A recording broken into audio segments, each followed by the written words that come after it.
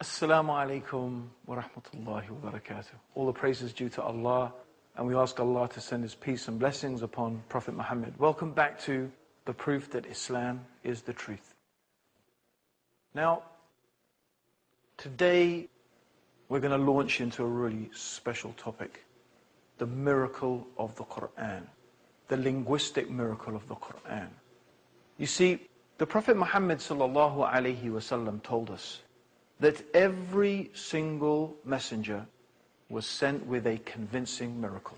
A miracle, when the people saw it and when they observed it, they knew in their hearts, even if they did not profess it with their tongues, they knew in their heart that this was the truth, that this man truly was a prophet of God. So for example, Moses was given the miracle of the parting of the Red Sea. And when Pharaoh saw it, and when the army of Pharaoh was crushed, he knew that Pharaoh was what he claimed to be. Now I believe, he said, in the God of Moses, the Bani Israel, the children of Israel. Jesus, he healed the sick. He cured the lepers. He gave sight to the blind. Even the dead were raised by the permission of God. These were the convincing miracles that were given to the prophets who came before. But the Prophet Muhammad sallallahu alaihi wasallam, may God's peace and blessings be upon him, said, I have been given the Quran. I have been given the Quran. That is the convincing miracle of the Prophet. And he said, I hope that because of it, more people will enter my religion than any other prophet.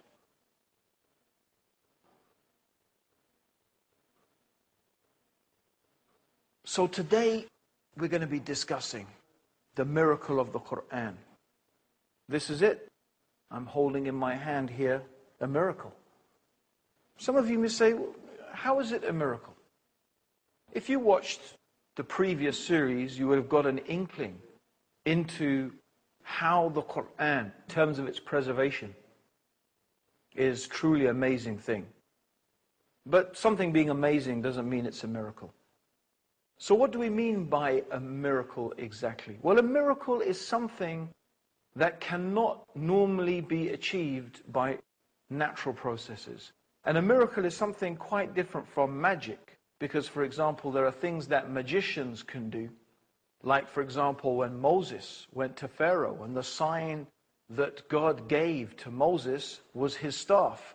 When he threw the staff, it became like a snake. And Pharaoh said, well, I have magicians who can do the same thing.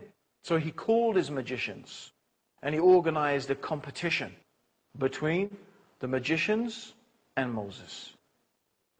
And so the magicians, they managed through their magic to deceive people into thinking that their staves were snakes. So they threw down their staves, and they did. They deceived the people into believing that these staves were snakes, and it seems as if they were moving.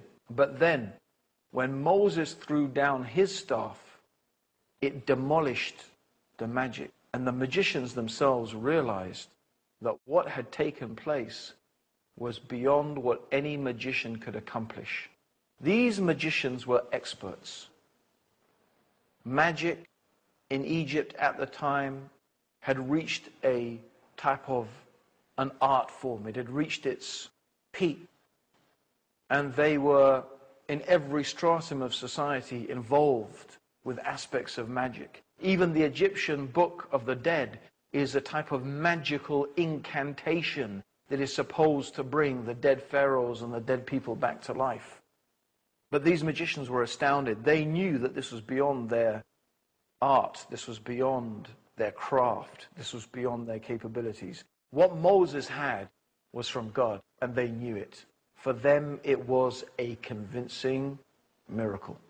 Similarly, in the time of Jesus, the people were very skilled at the time in medicine, and the Jews were very proud of their abilities in the field of medicine. But yet, when Jesus came, giving sight to the blind and curing lepers, even the dead were brought back to life, they knew that this was beyond what any human being could do. This was something that was from God. So how can a book the Quran. How can this be a miracle on the same level as that? That's what we're going to be examining over the next 2 episodes of the proof that Islam is the truth.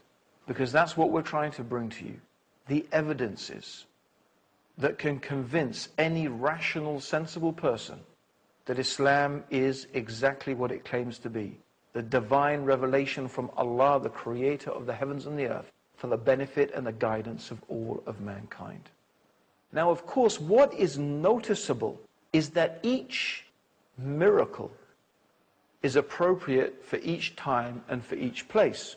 As I mentioned, you see, the miracle that was given to Moses when his staff became a snake and how it was able to destroy the magic of the magicians was suitable to Egypt at that time, because that was what they were impressed by. Similarly, in the time of Jesus, the doctors and the people who were expert in medicine were very impressed. They knew that compared to what their capabilities were at that time, there was no way that they could do those things. They knew that what Jesus had brought was something that was from God. So it was very suitable to that time, to that place. But the Quran is for all times. The Quran is until the Day of Judgment.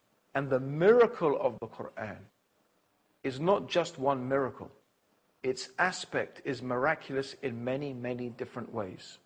And certainly, one of the miraculous aspects about the Quran are the statements in the Quran concerning the natural world, concerning things that normally is the realm of scientific investigation. Yet, the Quran contains information that no person could possibly have known 1,400 years ago. These are the scientific miracles of the Quran, because the Quran is guidance, the age of science, just as it was guidance for the age of the Prophet Muhammad, may God's peace and blessings be upon him. But our topic today is not the scientific miracles in the Quran. We're going to be dealing with that in some further episodes. Today, our topic is the linguistic miracle of the Quran. And in some ways, this is a historical investigation, although it is still something that is a challenge that stays until this day. Because the Arabic language is a living language. People still speak Arabic. People can still pick up the Quran who speak Arabic and read it and understand it and comprehend it, even though this book is 1,400 years old. You would be very hard-pressed. In fact, I don't even know if there is another book like this in the world today, or another language like this in the world today, that is so ancient, yet people still comprehend it and still people understand its language. So this is something very special about the Quran. But what we're going to be investigating is this linguistic miracle of the Quran, the challenge of the Quran that was laid down to the Arabs 1,400 years ago. If you do not believe that this book, the Quran, is from God, then produce one chapter like it. Just produce one chapter like it. And if you can't do it, and verily you will never be able to do it, then fear the fire, fear the hellfire, whose fuel is men and stones. So this is the challenge of the Quran. The challenge was for the Arabs to produce just a chapter like the Quran. So I want to really spend a little bit of time explaining the significance of this. And in order to do that, we need to travel back in time, and we need to understand something about Arabia in the time of the Prophet Muhammad. May God's peace and blessings be upon him. And we have to understand that this was a time, this was a place with no civilization that we can speak of. It was a real backwater. There was no real civilization there. It was, in fact, the life in Arabia in the time of the Prophet Muhammad was barbaric. We could describe it as barbaric. A common practice was female infanticide. They had no roads, no impressive buildings, no amazing infrastructure, no art forms to think of and to talk about. But what they did have, of course, what was in place was the language. They were masters of their language. And if they had a civilization, their civilization was in the language itself. And we're going to talk about that in more detail after the break. Don't leave us. Stay with us for the proof that Islam is the truth, the linguistic miracle of the Quran.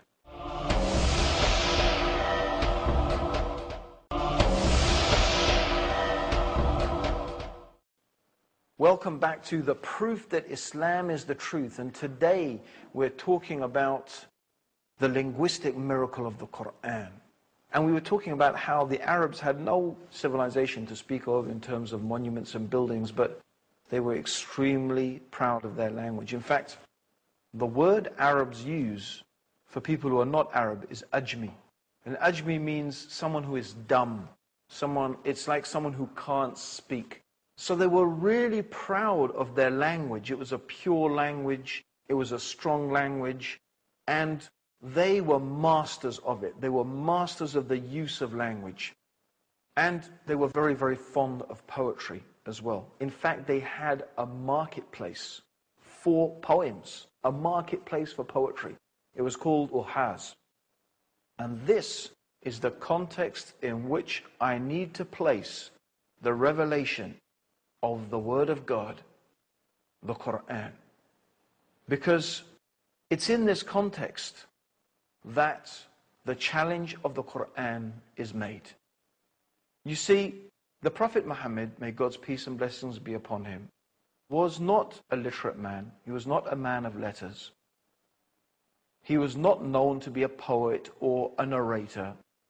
That's not what he was known to be. He was known to be honest and truthful and trustworthy.